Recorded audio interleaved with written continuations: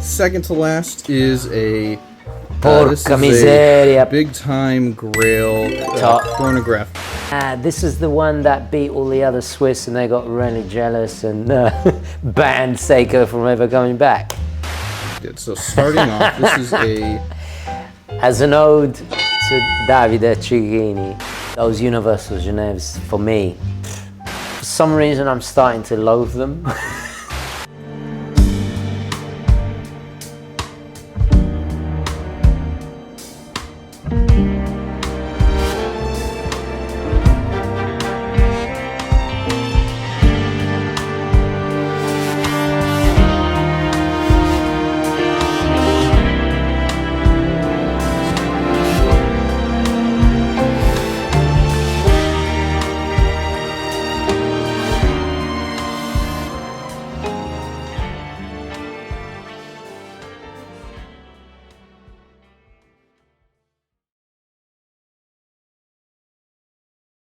Okay, hi guys, and welcome to the show. Today, I think it's episode 4. Future me will put that in editing. I'm pretty sure it's episode 4. I apologize last month. I just did not have time to shoot one of these. It was a short month, and also I got a ton of work I had to do outside of YouTube. But we return, and this is, if you're new to this segment, this is where I react to your videos submitted by you, not some vacuous celebrity with too much money and not enough good taste and class. Instead, it's the most important people in the watch community, you. Oh, and before I get into this, I should do a wristwatch check. I'm wearing the Gennaro there from Tissot. I recently bought back an incredible watch. If you're into history, horology, I mean serious horology, beyond watches, aviation, art, Italian history, all that kind of stuff, check out this watch. Incredible story I uncovered. Really chuffed to have it back. Oh, and speaking of which, I want to address one question I had in the last video, and that is from Daddy Tube Watches. Bit of a, I don't know why that sounds rather risque. What's going on there?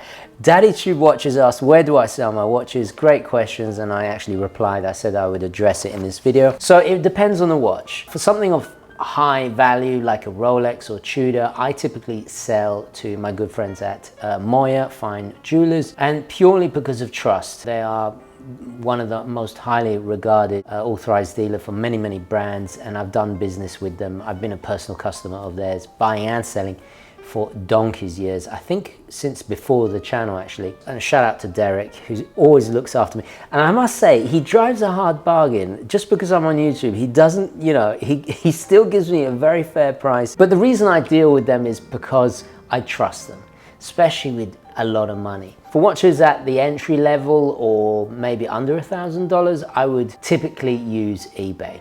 It's just because it's fast, secure, or most likely among friends. I think selling among friends is a great way, because also if you change your mind, maybe it's not a good idea, because then you start seeing it on their wrist and you start wanting it back. But at least you can borrow it back or whatever. But you're dealing with people you know. So those are my kind of 3 go-to places that I sell watches. Okay, so I'm going to don the little wireless thingies. Okay, first we have, this is Rudy, and he's wearing the same wireless headphones as me. Off the bat, let's just address, it looks like Renaissance paintings in the background, so I'm already very intrigued. And he's wearing a turtleneck, so bonus style points there. Let's go. Hi Tristano, my name is Rudy. I'm Italian. I live in Stockholm, Sweden, and I'm a big fan of yours. I've seen most of your videos, and I saw recently you published a video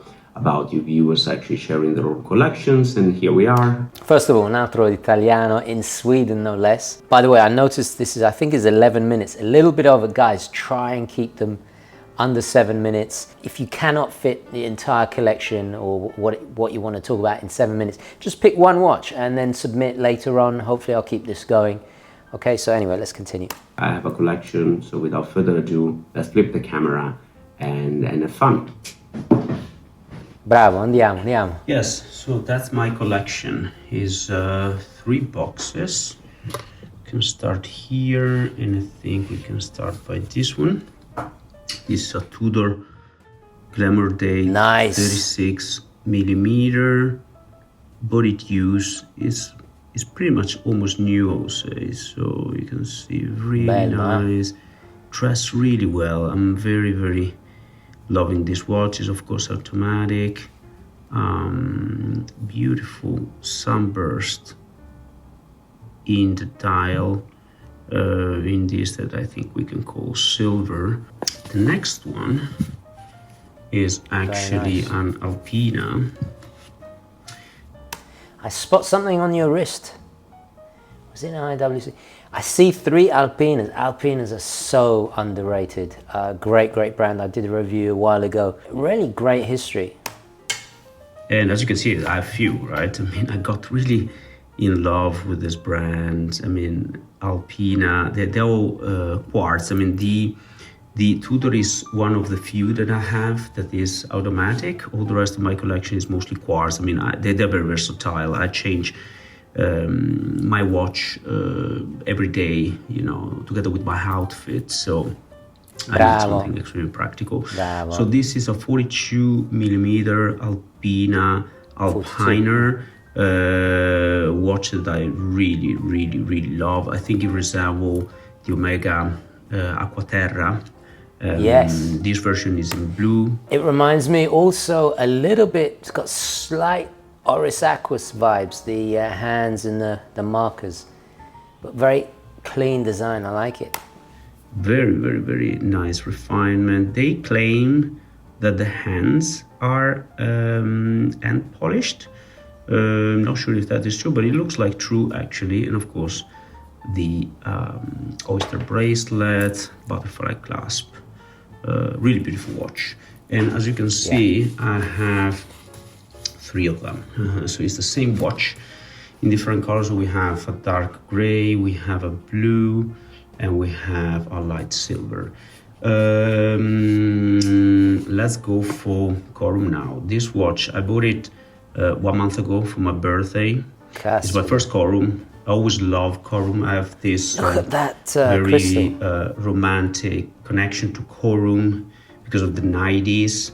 I mean, when I was looking I can see that. Watch on sales on TV, they were mostly selling Corum actually in Italy because it became very famous. And I always linked this brand to a very, how can I say, both avant-garde, but also this kind of a very high-class lifestyle. And well, I'm not saying much because he's doing a great job describing it, but avant-garde I think is the expression. Finally, I got one. It's a 44 millimeter quartz, fantastic dome. This is where the Corum name come from. It's really nice. It's mineral crystal. This watch I bought it slightly used, but it's really in beautiful condition. You can see in the strap here the leather, right? I mean, the leather is almost new. 200 meters of water resistance. So I mean, a true diver, you could say. Fantastic bracelets, and also beautifully machined. I wouldn't say true diver, but I see where you're going. What defines a diver, you know? Because a Panerai doesn't have a bezel, that doesn't have a bezel. Does the timing, is it about depth? Is it about, let me know in the comments. Clasp, butterfly clasp, very nicely signed. Then I'll show you Sima. I'm a very big fan of Sima. This was the first one I bought. I got really impressed. I've never seen a Sima, so. This is the Navistar 42 millimeter quartz. Really beautiful dial. I hope you can see it. Very precise, everything aligned perfectly. Bezel quality, bezel feels great. Sign screw down and signed back, very heavily worked, I will say. Back of the watch, all solid obviously, and screw down links actually. Extension for divers, beautiful, massive extension. All the clasp is machined. It's all branded. Very big fan of Sima now. let's go to the next one. Oh, it's got multiple boxes. Okay. So now we have the more What is elegant this? part of the collection. Oh. I mean, I work, I dress up every day for work. I mean, I'm a director for a company, so I really love to dress up. So that's the reason why I have this box for more like dressed up watches, the other one for more like, sport watches, and then I have the dials on another one. Now, oh, top. Look at this. It's very Genta-esque, very Genta-esque. Universal Genève. I really felt in love with Universal Genève. Me too. I especially appreciate this model. I've never ever seen the case design, the way it has those flanking little notches, as if it's a. Have you ever seen the doors in like like, remember the battleship New Jersey had doors like that are framed, like really watertight, which leads me to believe or suspect Genta has something to do with this, or maybe Universal Genève were continuing the Genta influence. Also, the naming of this Country Club, and it's in gold, very minimal two-handed dress watch only. It's obvious who Universal Genève were trying to market this watch, and justifiably so. In the recent years, this one is the first one I bought. It was a NOS condition from the 80s. I think this is from 83. Questo bellissimo questo. And I got so impressed by that the an enamel quality, the size. It dressed really well. There was a very particular luster to the dial. A beautiful bracelet, extremely comfortable. The links are perfectly done. Butterfly clasp. And the dial, this creamy porcelain, almost porcelain. White dial. I think it is. It's just amazing. Look at the way it gently slopes down to where the hands in the center are, Easy. I got so impressed with this watch that actually I bought another one for my daughter. She's 7, so she's very young. She's not wearing it, but at some point she will. And this is the same. It's still from 82. I'm going to give you another top. And very small, perfect condition. It came as NOS with the stickers and everything. And I'm so glad I bought it. I wish I could buy more, to be honest. Then we have Bulova Super Seville here. We have very nice, actually. Mauri Lacroix. Nice. Mauri Lacroix. Same Calypso. style. I'm quite sure the name is Calypso. It's very, very used, actually. But the dial is in looks like mother of pearl. Mother of pearl, yeah. Beautiful dial. Obviously a quartz. Really nice bracelet. Very comfortable. You can see that it's extremely used, unfortunately. Same with the back. But I mean, really, really, really nice watch, actually. And then we have the last box, which is here. Andiamo. That is mostly for diver and, what's this gonna be? a few other things. So relevance is like another Universal Genève. This is also very recent. I bought it like 2 years ago. Bello. Molto I semplice. never wear them actually because I have so many that, I mean, because of the rotation, basically they are all brand new, I would say. Really beautiful color, nice hands, all solid, 5 links. This is a bit of a fingerprint, but I mean 5 links, bracelet, solid end links, beautiful to wear. You see I have some more Alpina. That last Universal Genève, you can tell with the logo, I think it's a newer Universal Genève. You can tell by how the logos have changed. If you remember my White Shadow, they had the fat U, and this one it was like lots of little U's together, if that makes sense. This is the star timer, and I have also a star timer chrono, which is here. Then we have the SEMA. Oh, come on, let's see that. Very nice. I think let's see the chrono. Come on. Here, how gold the mineral crystal is. Then, of course, the Citizen. Top.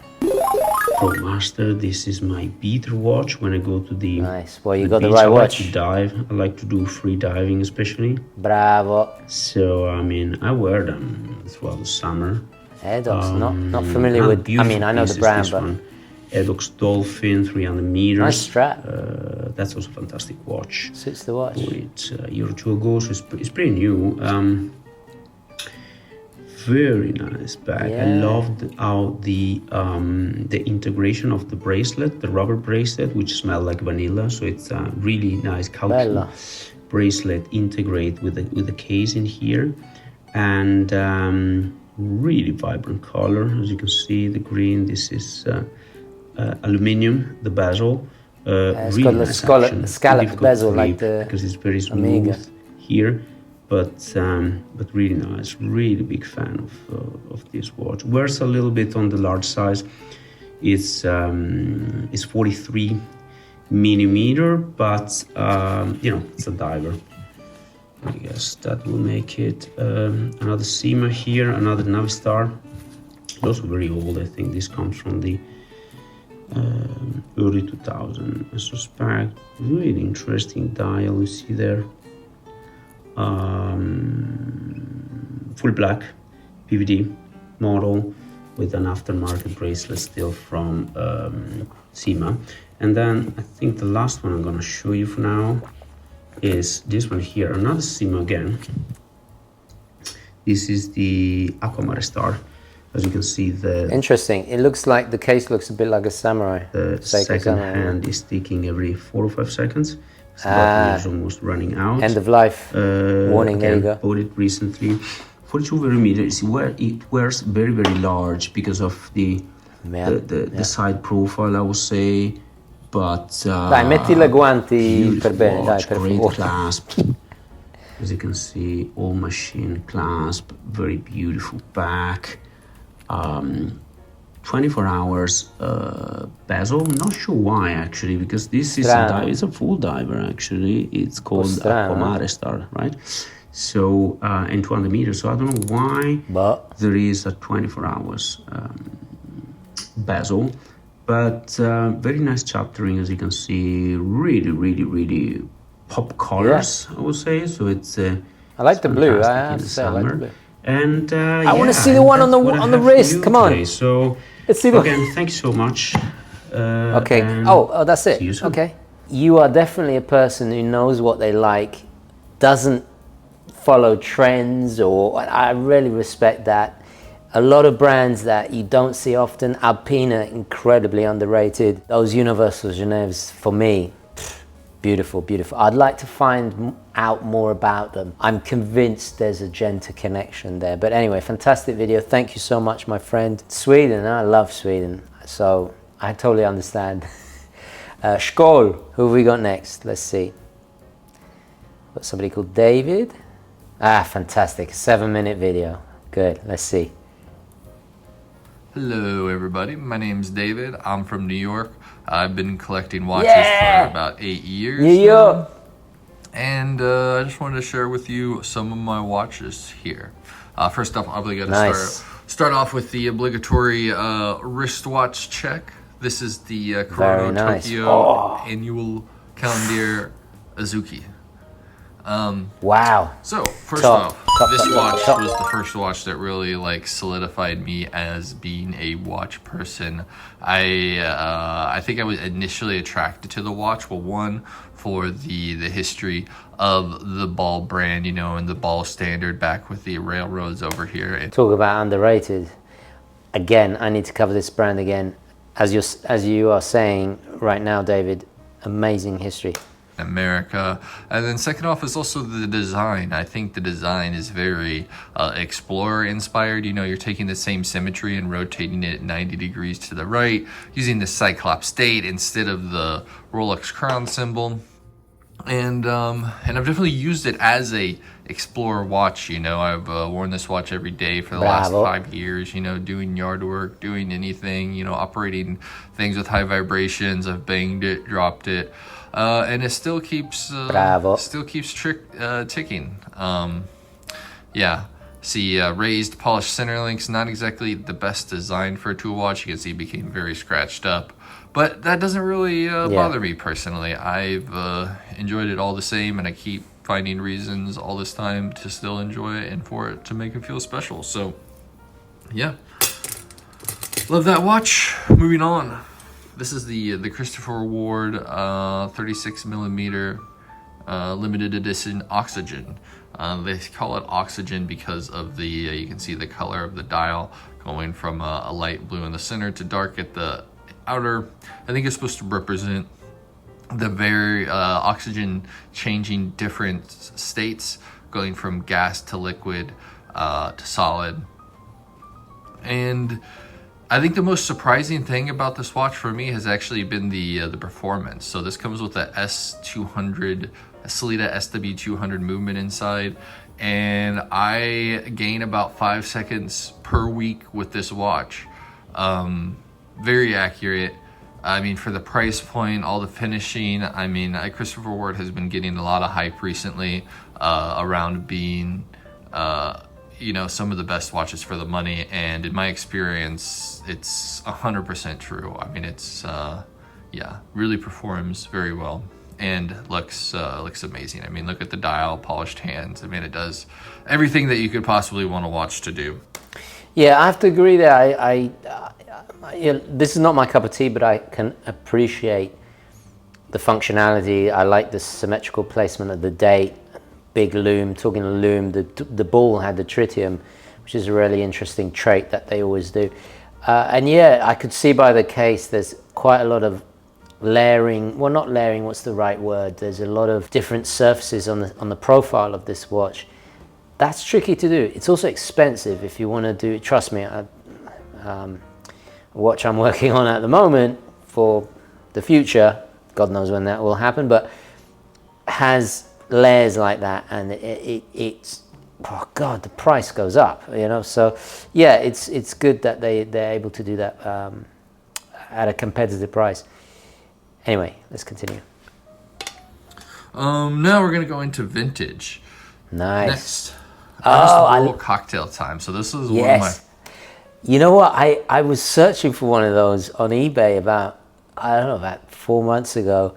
Came close to finding one, but I was just a little bit concerned because there are a lot of kind of dodgy ones out there. But anyway, let's hear. Look at that dial. This is something truly to behold. First vintage pieces I picked up. As you can see, it has a kaleidoscope dial. So the effects are created by the base plate, and then also the hands and the minutes. I mean, if Gaspar Noé made a watch.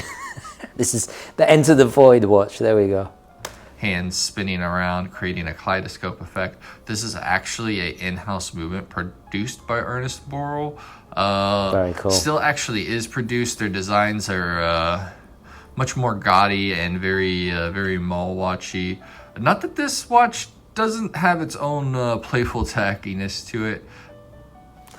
Playful tackiness. That's yeah, spot on. Fun, right?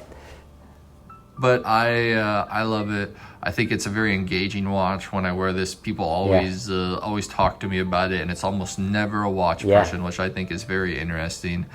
Because a lot of watch people, quote unquote, that I show this watch to, they think it's kind of ugly. I think it's cool.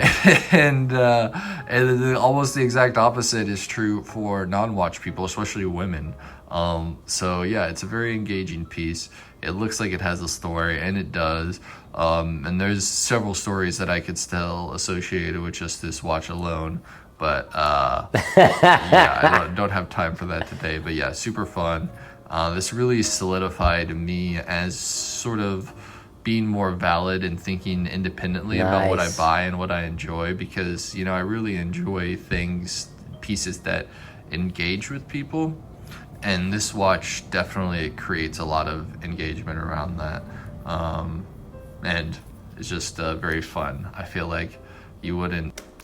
I could not agree more. You know, I like watches like that too. Yeah. You wouldn't see a brand produce this today. Oh. Now, the last piece. I already know it. The most special piece top. here on this table. This is a Grand Seiko High Beat reference number 4520-7000. Look at that case. So this comes with the observatory movement. This is the one that beat all the other Swiss and they got really jealous and banned Seiko from ever coming back. And so this is the 45 series movement that was derived from the observatory movements that were taken to the Swiss chronometer trials. And 91 of them out of, I think, 110 passed, which was unheard of. And it was really just kind of the Grand Seiko showing up the Swiss at their own game right before they were about ready to release the quartz movement and cause chaos in the industry. So yeah, this is just one of my favorite time periods of Seiko. Yeah, this is the Up Yours Grand Seiko, I think. That's what they should call it. That's the nickname. There we go. We're christening it the Up Yours Grand Seiko. I think they were really, at their peak. The finishing on this watch is incredible, and one of the reasons that it took me 2 years to get this watch is because I wanted to find one with the correct finishing. You can see here it's high polished on the lugs. Oh yeah, look at that. Contrasting of brush on the sides. Just absolutely beautiful, very sharp edges. It's just really a great example of how Grand Seiko has always been great. It's like they've been getting a lot of hype today, I think, especially with a lot more of the mainstream watch collecting culture. And the narrative revolves around them, having such a high level of finishing. But, ever since its birth, as with this example you can see here, they've been doing amazing things. Yeah. And I feel very special to own this, be able to share with other people. It's definitely very engaging in the watch community events that I've taken it to. People find it very interesting, very unique case. This is obviously not original. That's funny. I was so taken aback by it. I didn't even notice because I was, now you mention it. Yeah, that is not a standard feature, but you know what? I'm glad you did it because you really enjoy that. The very movement that, showed the Swiss how it's done to be displayed. And I get it. Absolutely pure class, my friend. I had this modded put on sapphire glass to display these beautiful utilitarian movement. And yeah, I feel very lucky. It feels like a museum piece for me personally, not because of how valuable it is, but just how few there are. There just really is not many examples like this in the world. So yeah, thanks for listening to me. I hope you found some of this enjoyable, maybe engaging, and nice. Thanks.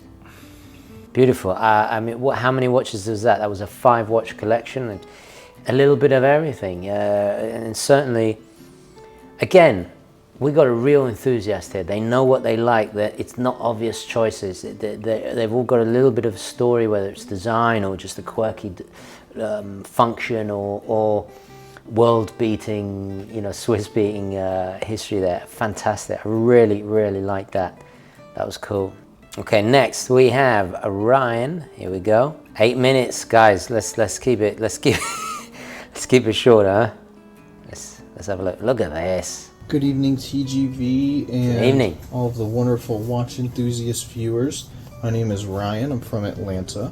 And nice. This is my collection. I've selected 6 pieces that are extra sentimental. All my pieces are sentimental, very passionate about them. Wow. But these 6, I think, kind of show my watch journey and mean a lot to me, so I have a little story behind them.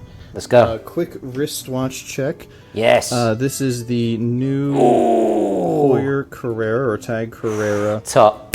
glass box reverse panel with a very divisive date at 12 o'clock. The gorgeous subdials, the updated movement, awesome crystal, really cool watch. So very cool. This is indeed the collection. Nice. So this is box 1.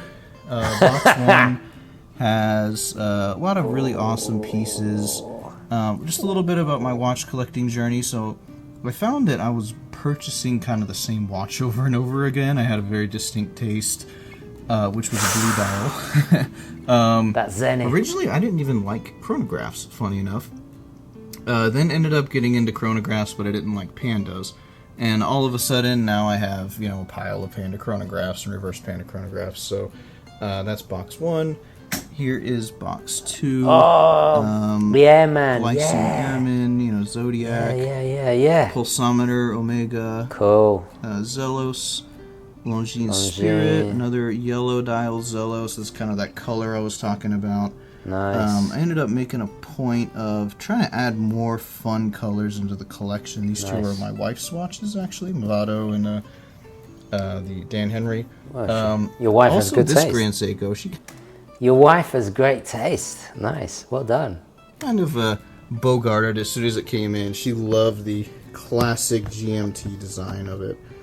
Okay, so that's the collection, and here are the 6 watches I've selected. So starting off, this is a...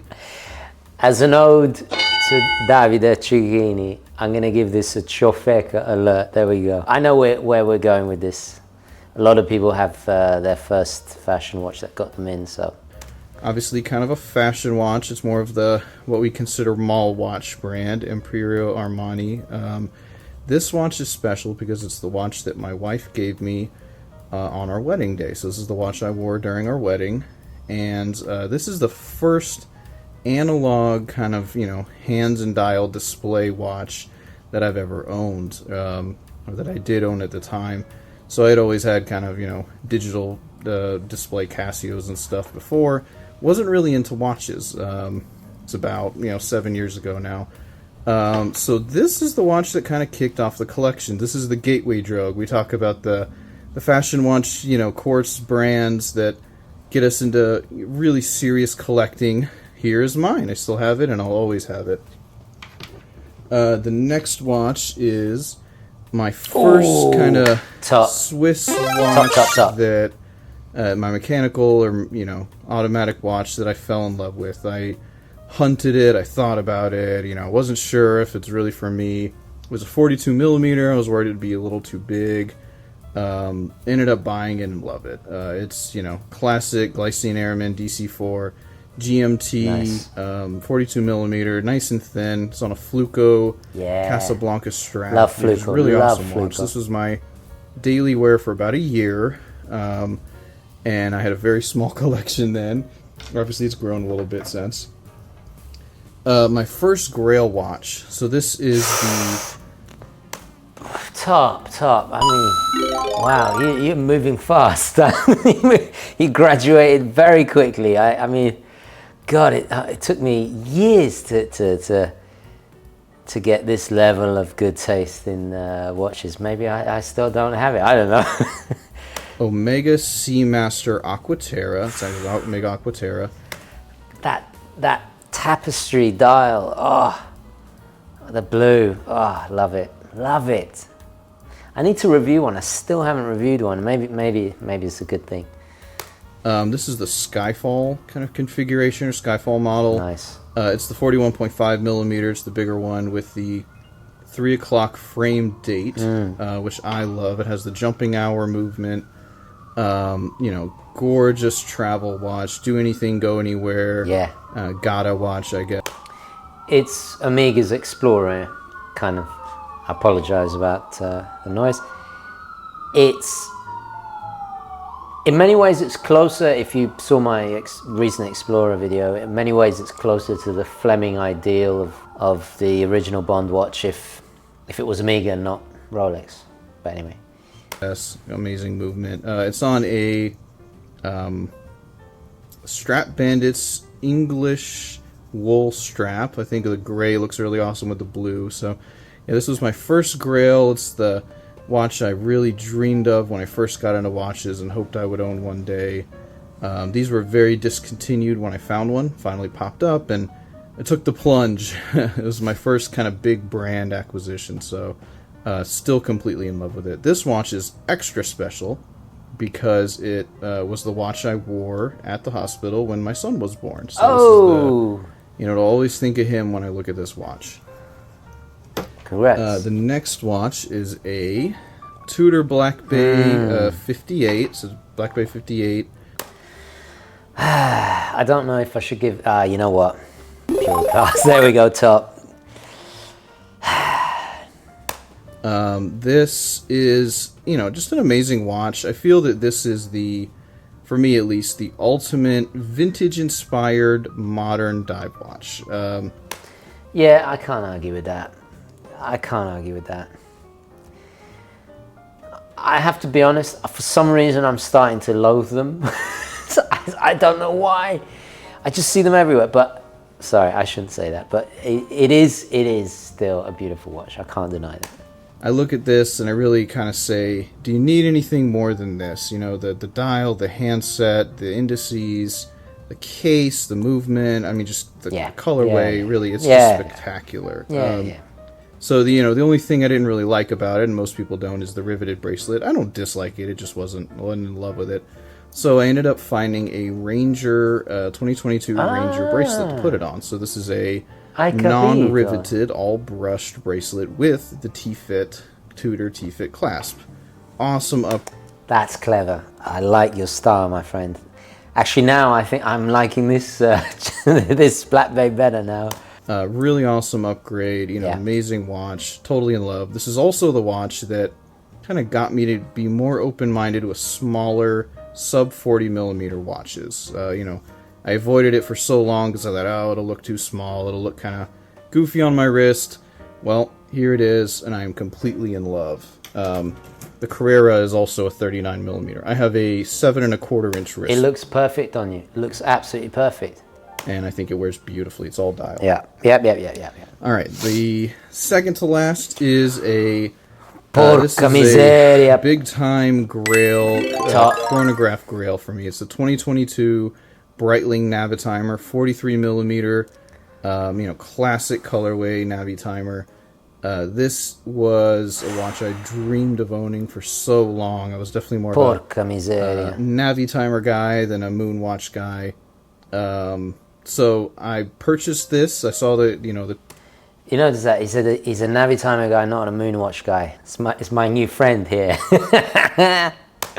2022s came out. I went to the boutique, bought it in order to commemorate kind of a promotion at my work, and also the birth of my son. So, this is kind of the watch I hope to hand down to him if he has any interest whatsoever in I wish you were my dad, huh?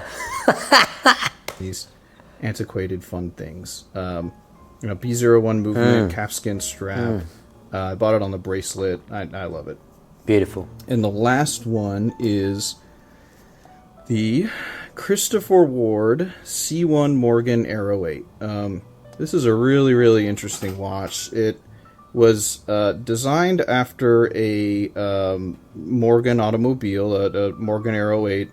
The gauge cluster in the Morgan, in the car, has the same design. So CWard partnered with... It's interesting. As soon as I saw that, I thought, vintage cars. Before you said anything, which is, I guess, the designers are doing their job, right? Morgan to design this watch as a release along with the car, which is really cool. This is powered by the SH21 in-house movement from CWard. 5-day power reserve, manual wind, small seconds, cost certified, and just an incredible... Jeez! Look at that movement. Whoa, I didn't expect that. I got to be honest, the front looked a little bit kind of like... There's a lot of this in the microbrand world, but then look at this. This is something else. It says chronometer as well. Wow. Dual barrel kind of design on the case back. Really awesome looking watch. This is probably my most accurate mechanical watch at, plus 1 seconds per day for 5 days straight. It's really, not surprised. Really, really cool watch. Takes like 120 winds to wind it up, but... I do like CWard. I think the Bel Canto was one of the best watches in recent years. I think I said it was one of the best watches. When I do the top 10 at the end of the year. I don't know, like this side of CWard is, I respect what they're doing mechanics, in the mechanics of it, but I don't know, I still haven't seen that CWard that's won me back, because I did own a Trident, one of their really early. You only do that once every 5 days. So really awesome watch. Wow, 5 days of power reserve. All right. Thank you, everyone. Have a good evening. Wow. Okay. Well, that's short and sweet. I mean, look at these watches. He has this guy went from an Armani watch to all of this. Incredible. A lot of lively color in the watches as well. Like he said, a lot of variation, and you got some kind of, I won't say hype watch. Well, the Black Bay is kind of hyped up, but also some slightly left field choices. I love it. Very, very cool indeed. I'd love to know, Ryan, if you're watching this, what are you considering next? So thank you very much, Ryan. Should we do one more? Let's do one more.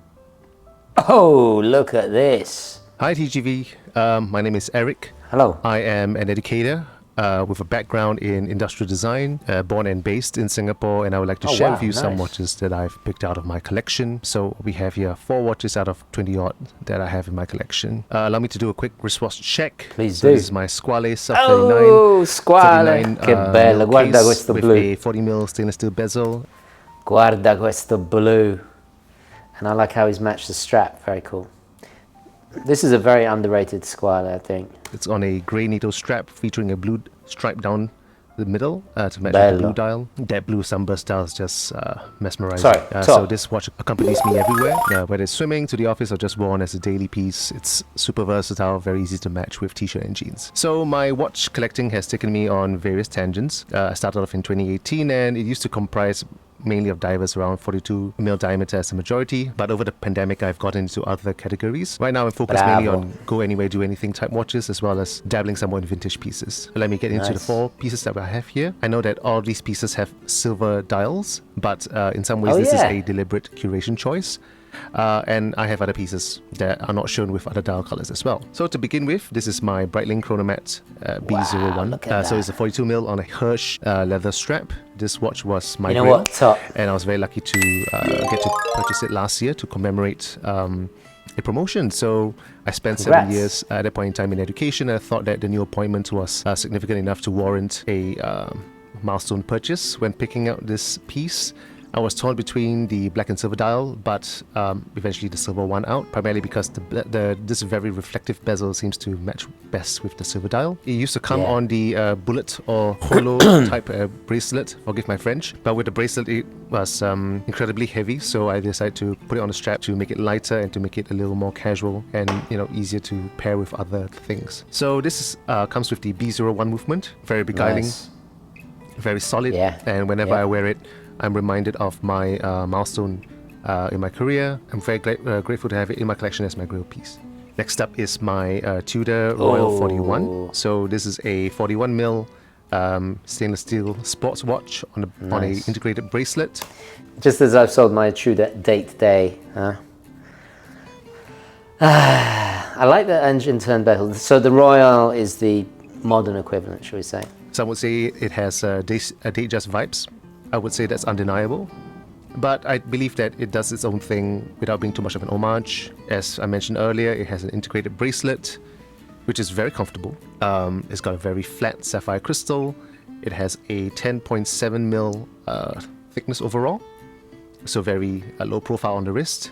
And it's got that engine-turned bezel that catches the light in a very sophisticated way. So this watch runs on a caliber T603 that is based off a Sellita SW240. Keeps approximately plus 2 seconds a day, and yeah, even though it can be quite dressy, but it's easily matched with a t-shirt and jeans to become reasonably casual. So yeah, I like this model because even though I have a Black Bay Chrono and a GMT, but when I wear this I feel a little rebellious, a little contrarian, because it's rather unexpected. After the Good. Tudor, we have the Seiko SPDL-095, Nice. which I've worn for the better part of 8 months now. This piece Nice. gets picked out of the watch case more often than any other mechanical pieces Totally get it. I understand that, yeah.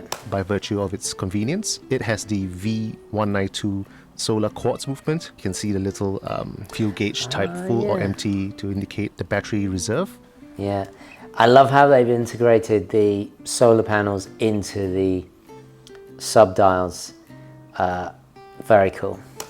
It has a 6-month power reserve on a full charge. It's got a decent bracelet, 21mm lug width, full stainless steel very comfortable to wear, but because of the 21mm lug width, I've not been able to find a strap to match it. So if you have any recommendations, please let me know. Yeah, for that, I would go to Holborn's and I'd type in racing strap. I don't think it will work with a vintage or like a collar ebb like this, like a distressed look, but something perforated, a really good racing strap. Fluco have them. Actually, it would work with a rubber as well because it's contemporary enough, it's sporty enough, so you could go that way. Some people might think this is a Daytona homage by virtue of the 369 subdial register, but I think there's plenty of design cues which separated from the Daytona. Yeah. Obviously, it's a very different design. Yeah. By and large, it's a very simplistic case design.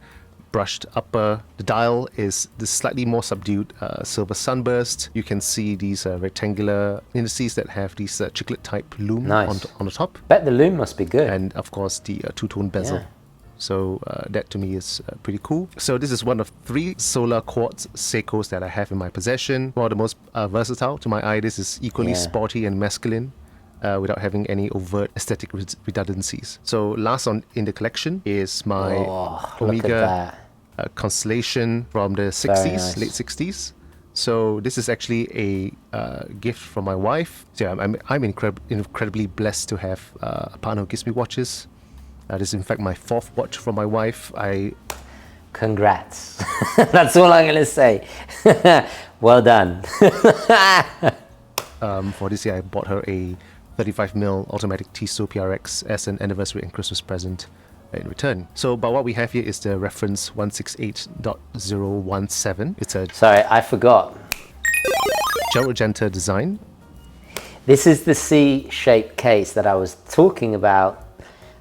I very nearly wanted to get that doesn't even make sense. I wanted to get and very nearly got Universal Genève White Shadow. He did a version of this before, I think before or just before he did the Omega. I might be wrong about that, but or perhaps it was at the same time. I don't know, but it's a very cool watch, thin as well. But it lacks the fluted white bezel found on other variants of this era. This is a 35mm C-shaped case featuring brushed upper surface and sides, but with polished chamfers running along the edges over here. So this piece has a very lovely domed acrylic crystal that has an inner cyclops, so the magnifier does not protrude from the exterior of the crystal. So the dial is the main standout feature for me. I love a good texture on the dial. This is diagonal cross hatching, and it really catches the light when you move it around. Yeah. So you can see the sheen as I move it around. But yeah, it doesn't have hacking. This is a caliber 564. Those are some tricky movements. So the date adjusts by pulling it up from position 2 to 3. But it's an automatic, and it has a wonderful winding action when you rotate the crown. It's just a supremely classy piece that I'm so glad to have in my collection. So in conclusion, my sharing today, really is just, to feature some highlights from my collection. 2 commemorative pieces, one for my career, one for a personal milestone. My next Grail watch is the Rolex Explorer 2, reference 226570, with the GMT complication. Yeah, I just believe that watch embodies the tool watch ethos that is lacking by and large in the modern Rolex range. And that's it. Thank you for taking the time to go through my little series of watches. I look forward to more videos from you reacting to watch collections from the Gentry. Ciao. Nice. Ciao. Oh, grazie mille, my friend. That was fantastic. I love how, with 4 watches, all silver dials, it's so different. It just goes to show you how varied and wonderful this hobby is. Yeah, I'm intrigued to see more. Good luck on your Grail. I think, that makes sense. As soon as you said it, it totally makes sense. I could see that happening. I'd love to see more of your collection, and thank you so much for sharing. Guys, I think we're going to leave it there. A lot of pure class certificates given today. I mean, justifiably so. I've still got hundreds of submissions, so anyway, really cool stuff, guys. Thank you so much. Let me know your thoughts down below in the comments. What would you suggest for these collectors and collections? What do you think they should get next? So I'm going to leave it there. Please don't forget to hit like, especially if you want to see more free and independent content like this. Thank you so much for watching. Onwards and upwards, and I'll catch you in the next one. Ciao.